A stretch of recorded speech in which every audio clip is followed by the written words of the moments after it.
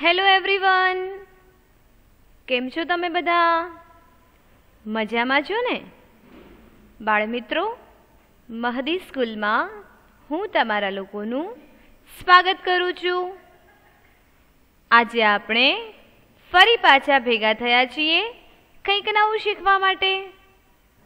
તો તમે બધા રેડી છો ને?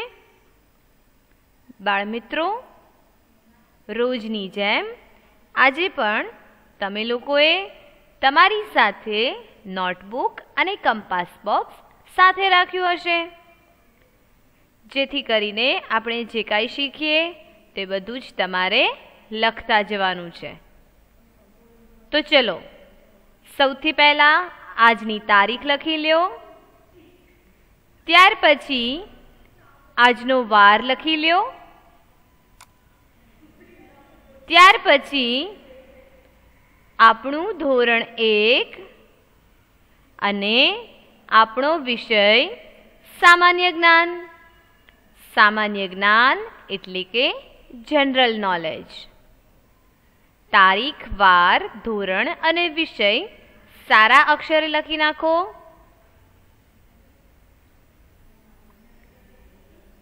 આગળના લેક્ચરમાં આપણે જે શીખ્યા છીએ એ યાદ છે ને તમને લોકોને?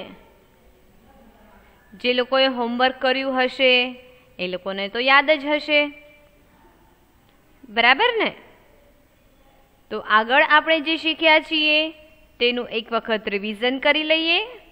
ત્યાર પછી આજે આપણે નવા સવાલ જવાબ શીખીશું. આટલું લખ્યા પછી આપણે જે શીખવાનું છે તેની સૂચના છે એ પણ લખી નાખો. આપણી સૂચના છે, એક શબ્દમાં જવાબ આપો. એક શબ્દમાં જવાબ આપો. ચલો, આ સૂચના પણ લખવાની છે. સારા અક્ષરે લખી નાખો.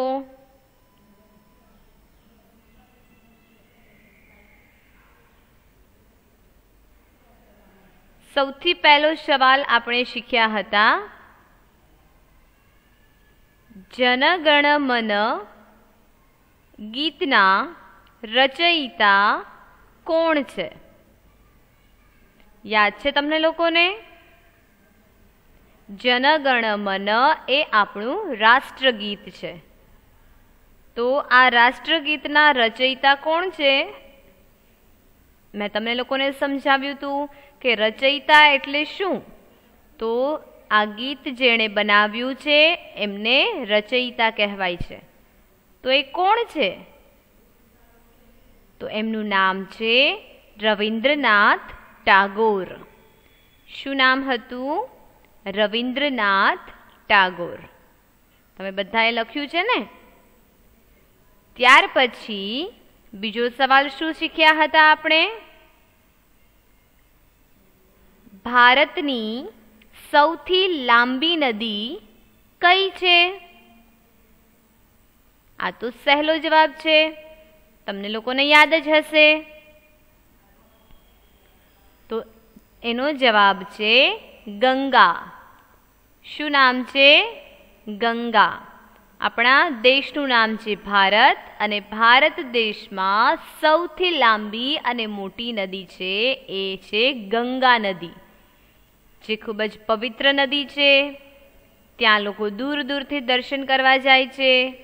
ગંગા નદીમાં લોકો નાય છે તો એમના પાપ પણ ધોવાઈ જાય છે, એટલે જ તે પવિત્ર નદી કહેવાય છે.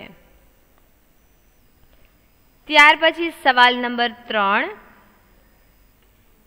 અહીં ડબલ ઇન્વર્ટેડ કોમાની અંદર જે લખ્યું છે એ છે વંદે માતરમ. વંદે માતરમના રચયિતા કોણ છે? જેમ આગળ જનગણ મન રાષ્ટ્રગીત છે, એમ વંદે માતરમ ગીત છે તેના રચયિતા કોણ છે? યાદ છે બધાને? તો એના રચયિતા છે બંકિમચંદ્ર ચટ્ટોપાધ્યાય. શું નામ છે? બંકિમચંદ્ર ચટ્ટોપાધ્યાય. એમણે વંદે માતરમ ગાનના રચયિતા છે, એટલે કે તેમણે આ ગાન જે છે વંદે માતરમ તે લખ્યું છે. આ નામ અઘરું છે એટલે આપણે શીખ્યા હતા કે કઈ રીતે લખવાનું છે. બંકિમચંદ્ર ચટ્ટોપાધ્યાય. આ ઉપરાંત બંકિમચંદ્ર ચેટર્જી પણ કહેવાય છે. ત્યાર પછી આપણે શીખ્યા હતા ભારતીય રાષ્ટ્રગીત કેટલી સેકન્ડમાં ગાવું જોઈએ. આપણું જે રાષ્ટ્રગીત છે જનગણ મન એ કેટલી સેકન્ડમાં ગાવું જોઈએ? તેનો જવાબ યાદ છે તમને લોકોને? તો એ છે 52 સેકન્ડ. કેટલી સેકન્ડમાં? 52 સેકન્ડ. મેં તમને વાત કરી હતી કે ઘડિયાળ હોય છે તેમાં 3 કાંટા હોય છે. 1 કલાકનો કાંટો, 1 મિનિટનો કાંટો અને 1 સેકન્ડનો કાંટો. બરાબર? તેમાંથી 52 સેકન્ડમાં રાષ્ટ્રગીત આપણે ગાવું જોઈએ. ત્યાર પછી સવાલ નંબર 5. દુનિયાનું સૌથી મોટું પક્ષી કયું છે? દુનિયાનું સૌથી મોટું, દુનિયા એટલે કે સમગ્ર વિશ્વ, જે આખી પૃથ્વી છે એ, તો તેમાંથી સૌથી મોટું પક્ષી છે એ કયું છે? તો એ છે શાહમૃગ. કયું પક્ષી છે? શાહમૃગ. તો બાળમિત્રો, અહીં સુધી આપણે શીખી ગયા હતા. ત્યાર પછી હવે આપણે આગળ શીખીશું એ છે સવાલ નંબર 6. આપણું લોહી ચૂસતા મચ્છરોને સૌથી વધુ કયો રંગ આકર્ષે છે? આપણું લોહી ચૂસતા મચ્છરોને સૌથી વધુ કયો રંગ આકર્ષે છે? તો તેનો જવાબ શું આવશે? તો તેનો જવાબ છે વાદળી રંગ. તમને બધાને ખ્યાલ છે કે રાત પડીને મચ્છર આવી જાય છે, તેઓ આપણને ખૂબ જ કનડે છે, આપણને કરડી જાય છે અને આપણા કાન પાસે આવીને અવાજ કરે છે. બરાબર ને? અને એ કરડે છે ત્યારે શું કરે છે? તો આપણા શરીરમાં રહેલ જે લોહી હોય છે તેને ચૂસે છે, એટલે કે એના મોઢામાં જે એની ચાંચ હોય છે તે આપણા શરીરમાં લગાવે છે, જેથી આપણને ખ્યાલ આવે છે કે મચ્છર આપણને કરડે છે.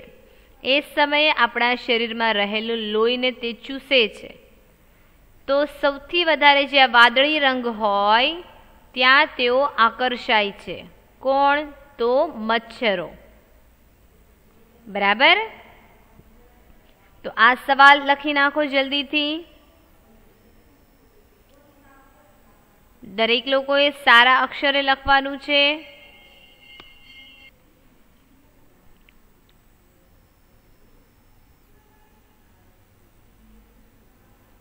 લખ્યું બધાએ? ફરી એક વખત વાંચી જઈએ. આપણું લોહી ચૂસતા મચ્છરોને સૌથી વધુ કયો રંગ આકર્ષે છે? તો તેનો જવાબ છે વાદળી રંગ. ત્યાર પછી સવાલ નંબર 7, જે તમારે એક લાઈન છોડીને લખવાનું છે અને એ છે કયા પક્ષીની લંબાઈ 5 સેમી અને વજન 3 ગ્રામ હોય છે? કયા પક્ષીની લંબાઈ 5 સેમી અને વજન 3 ગ્રામ હોય છે? જો લંબાઈ પૂછી છે તો લંબાઈ હંમેશા સેન્ટીમીટરમાં મપાય છે. તો અહીંયા સેમી લખ્યું છે એટલે સેમીનું આખું નામ છે સેન્ટીમીટર અને વજન શેમાં હોય છે? કિલોગ્રામમાં. બરાબર. એટલે અહીંયા એ પક્ષીની લંબાઈ કેટલી છે? તો 5 સેન્ટીમીટર અને તેનું વજન કેટલું છે? 3 ગ્રામ. બરાબર. તો એવું કયું પક્ષી છે વિચારો તો કે જેની લંબાઈ 5 સેમી છે અને વજન છે તે 3 ગ્રામ છે? ખ્યાલ છે તમને લોકોને? તો આ સવાલનો જવાબ છે હમિંગ બર્ડ. શું છે? Humming bird. હ મને રસ્વમી ઉપર એક મીંડું, ગ બ ડ ડ ઉપર રેફ કરવાનો છે એટલે તેને વંચાશે હમિંગ બર્ડ. બર્ડ એટલે પક્ષી, તો તેનું નામ શું છે? Humming bird. કે આ પક્ષીની લંબાઈ છે તે 5 સેમી છે અને તેનું વજન 3 ગ્રામ છે. તો ચલો આ સવાલ અને જવાબ સારા અક્ષરે લખી નાખો.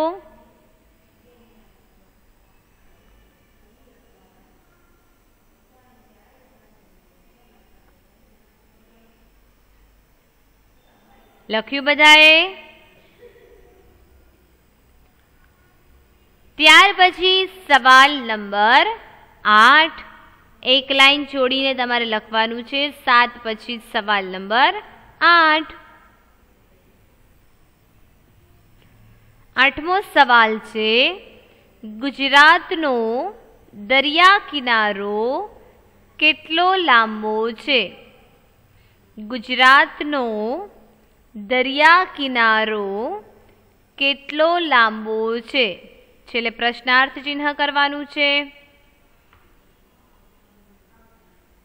જો ગુજરાત એટલે તો ગુજરાત એ આપણું રાજ્ય છે. બરાબર. આપણો આખો દેશ છે એ ભારત દેશ અને ભારત દેશમાં વિવિધ રાજ્યો છે જેમ કે ગુજરાત, રાજસ્થાન, મહારાષ્ટ્ર, પંજાબ, હરિયાણા, આ બધા રાજ્ય છે. એમાં આપણે ક્યાં રહીએ છીએ? ગુજરાતમાં. હવે આપણા આખા રાજ્યમાં દરિયા કિનારો એટલે કે કઈ કઈ જગ્યાએ દરિયો છે તો એનો વિસ્તાર કેટલો છે? તો તેનો જવાબ છે 1600 કિલોમીટર. શું લખ્યું છે? 1600 કિલોમીટર. કિલોમીટરને આપણે શોર્ટ નેમ લખવું હોય તો કિમી આવશે. શું આવશે? કિમી. કી એટલે કિલો અને મી એટલે મીટર. કિલોમીટર. અને કેટલા કિલોમીટર છે? તો 1600. 1600. 16 અને 2 વખત 0 કરવાનું એટલે થઈ ગયા 1600. આ જે આંકડા છે તેને આપણે શું વાંચીશું? 1600. એટલે આપણા ગુજરાત રાજ્યનો જે દરિયા કિનારો છે તે 1600 કિલોમીટર લાંબો છે. તમને ખ્યાલ છે આપણા ગુજરાતમાં ઠેક ઠેકાણે દરિયા કિનારો છે. જેમ કે આપણે ઘોઘાનો દરિયો છે, તેની બાજુમાં નકળંગ છે, કુડા છે, હાથબ છે, પછી સોમનાથ છે. તો સોમનાથમાં જ્યાં મંદિર છે શિવ ભગવાનનું ત્યાં પણ દરિયો છે. તેની થોડાક અંતરમાં દીવ છે તો ત્યાં પણ દરિયો છે. તો આવી રીતે ગુજરાતમાં વિવિધ જગ્યાએ દરિયા કિનારો છે. એટલે સવાલ પૂછ્યો છે કે ગુજરાતનો દરિયા કિનારો કેટલો લાંબો છે? તો તેનો જવાબ છે 1600 કિલોમીટર. ખ્યાલ આવ્યો? તો ચલો આ સવાલ અને જવાબ લખી નાખો સારા અક્ષરે.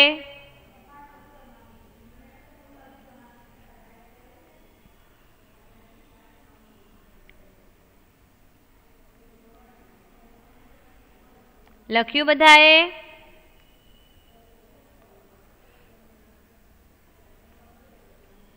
ત્યાર પછી એક લાઈન છોડીને સવાલ નંબર 9, જે તમારી સામે છે. સૂર્યની આસપાસ કેટલા ગ્રહો છે? શું સવાલ પૂછ્યો છે? સૂર્યની આસપાસ કેટલા ગ્રહો છે?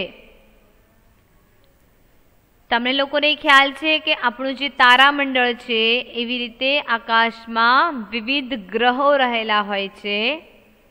અને કોની આસપાસ કીધું છે? સૂર્યની આસપાસ. સૂર્ય છે અને તેના ફરતે ગ્રહો ફરતા હોય છે.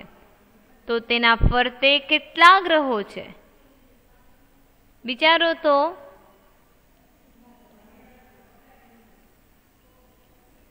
તો તેનો જવાબ છે 9.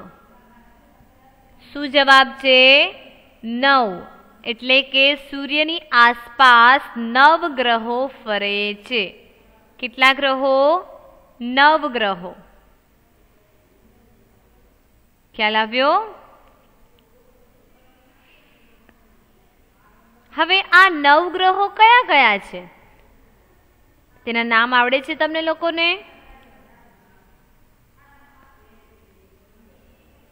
આ સવાલને જવાબ લખી નાખો, પછી આપણે એ 9 ગ્રહ પણ શીખવાના છે.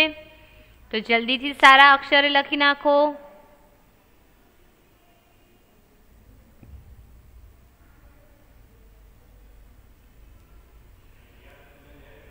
લખ્યા? સવાલ નંબર 9, સૂર્યની આસપાસ કેટલા ગ્રહો છે? તો તેનો જવાબ આવ્યો 9. હવે આ 9 ગ્રહ કયા કયા? તો હું એ પણ નામ શીખવાડું છું. તો સૌથી પહેલા સૂરજ છે, તે આપણને પ્રકાશ આપે છે, એટલે કે અજવાળું આપે છે, ગરમી આપે છે, તડકો આપે છે અને વિટામિન્સ પણ પ્રાપ્ત થાય છે. તો સૂરજ આપણને ખૂબ જ ઉપયોગી છે. તે જ્યારે ઉગે છે ત્યારે જ દિવસ થાય છે. જો તે ન ઉગે તો લોકોનું જીવન અટકી પડે છે. દિવસ જ ન થાય તો લોકોને સૂર્યપ્રકાશ ક્યાંથી મળે? બરાબર ને? લોકો પોતાના કાર્યો કઈ રીતે કરે? તો સૂરજ છે તે સવારે ઉગે છે અને સાંજે આથમે છે, ત્યારે રાત પડે છે. તો સૂર્ય છે સૌથી પહેલા, તેના પછી બુધ, પછી બીજો ગ્રહ છે તે શુક્ર, ત્યાર પછી ત્રીજો ગ્રહ છે પૃથ્વી, ચોથો ગ્રહ છે મંગળ, પાંચમો ગ્રહ છે ગુરુ, છઠ્ઠો ગ્રહ છે શનિ, સાતમો ગ્રહ છે યુરેનસ, આઠમો ગ્રહ છે નેપચ્યુન અને નવમો ગ્રહ છે પ્લુટો. તો સૂર્યની આસપાસ આ 9 ગ્રહો છે તે સતત પોતાની ધરી પર પરિભ્રમણ કરે છે. ખ્યાલ આવ્યો તમને લોકોને? તેમાં આપણે કયા ગ્રહમાં રહીએ છીએ? ત્રીજો ગ્રહ એટલે કે પૃથ્વીમાં. આપણે પૃથ્વીમાં રહીએ છીએ. ક્યાં રહીએ છીએ આપણે? કયા ગ્રહ પર? પૃથ્વી પર. ને પૃથ્વી કેવી હોય છે? ગોળ. પૃથ્વી ગોળ છે અને તે સતત પોતાની ધરી પર ફરે છે અને તે સૂર્યની આસપાસ પણ ફરે છે. આ ઉપરાંત બીજા 8 ગ્રહ છે. તેના નામ ફરી એક વખત હું બોલું છું. હવે તમારે મારી સાથે બોલવાના છે. બરાબર? સૌથી પહેલા સૂર્ય. બોલો તો બધા. બુધ, શુક્ર, પૃથ્વી, મંગળ, ગુરુ, શનિ યુરેનસ, નેપચ્યુન, પ્લુટો.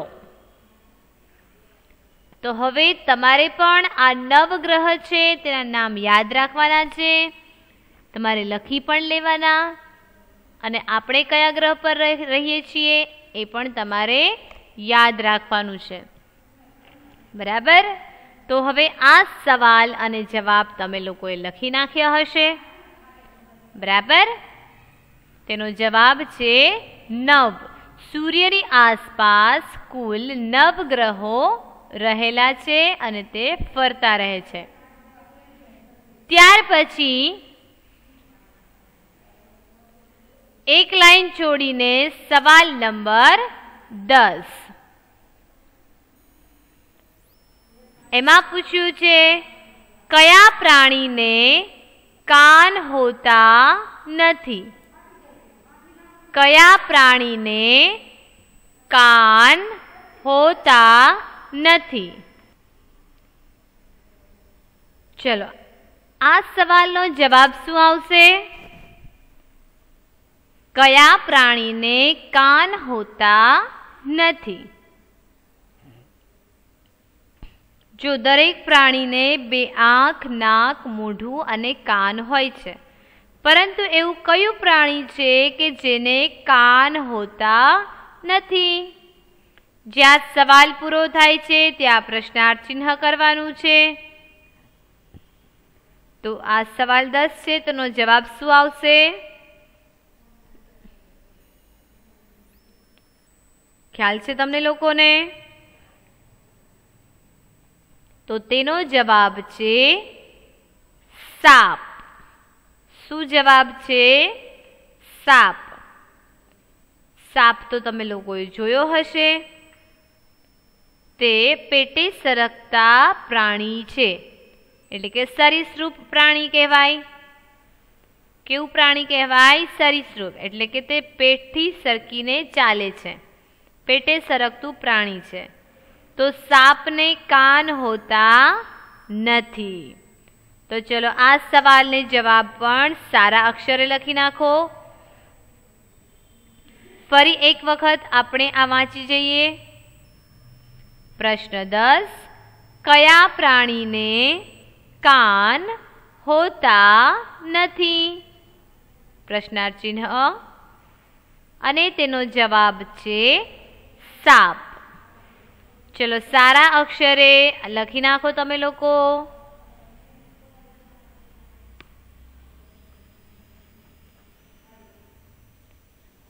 ત્યાર પછી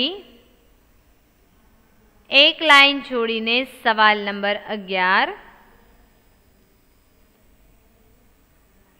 તમને લોકોને ખ્યાલ છે કે આ સાપ ક્યાં રહે છે? આગળ આપણે શીખી ગયા છીએ. તો કોઈને યાદ છે કે સાપ ક્યાં રહે છે? તો સાપ છે તે રાફડામાં રહે છે. ક્યાં રહે છે? રાફડામાં.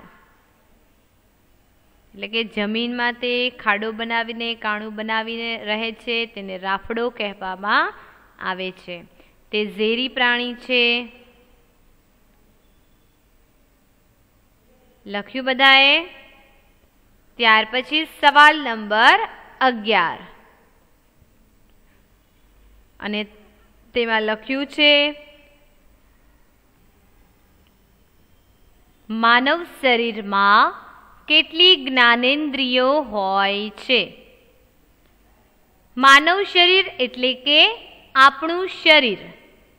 આપણે માનવ છીએ ને, માનવ એટલે કે માણસ.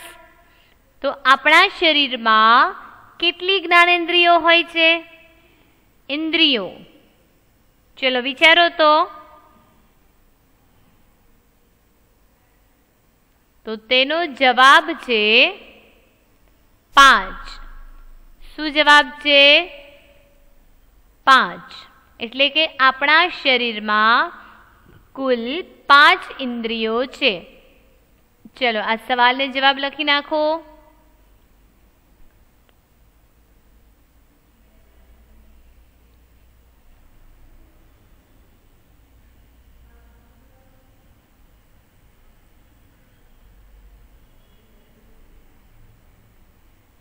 લખ્યું જ્ઞાનેન્દ્રિય એટલે કે આંખ, કાન, નાક, મોઢું, મગજ અને જીભ. આ 5 વસ્તુ છે એ આપણી જ્ઞાનેન્દ્રિયો છે. યાદ રહેશે ને? હવે આપણા દરેકના શરીરમાં કેટલી જ્ઞાનેન્દ્રિયો હોય છે? તો તેનો જવાબ છે 5. અને એ કઈ કઈ? તો આપણે આંખ કે આંખ વડે આપણે જોઈ શકીએ છીએ. ત્યાર પછી કાન કે કાન વડે આપણે સાંભળી શકીએ છીએ. ત્યાર પછી છે નાક, તો નાક વડે આપણે સૂંઘી શકીએ છીએ. ત્યાર પછી જીભ કે એટલે કે મોઢું, તો તેના વડે આપણે બોલી શકીએ છીએ. આ ઉપરાંત ચાવી શકીએ છીએ. અને ત્યાર પછી મગજ કે તેના વડે આપણે વિચારી શકીએ છીએ. બરાબર? તો આ 5 જ્ઞાનેન્દ્રિયો છે જે આપણા માનવ શરીરમાં રહેલી છે. ત્યાર પછી એક લાઈન છોડીને 12મો સવાલ. કેટલામો? 12મો. 11 આપણે શીખી ગયા. ત્યાર પછી 12મો સવાલ છે, ગુજરાતનો સૌથી ઊંચો પર્વત કયો છે? શું આવશે? ગુજરાતનો સૌથી ઊંચો પર્વત કયો છે? તો તેનો શું જવાબ આવશે?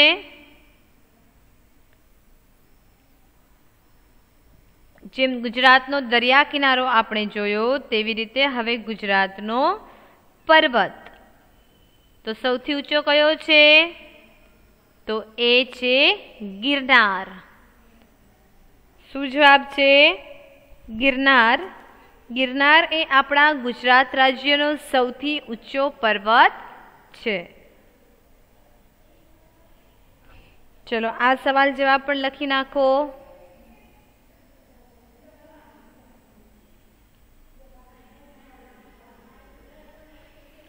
લખ્યું ગુજરાતનો સૌથી ઊંચો પર્વત કયો છે? ચલો લખી નાખો. ગને રસવગી ર, નને કાનો ના ર, ગિરનાર.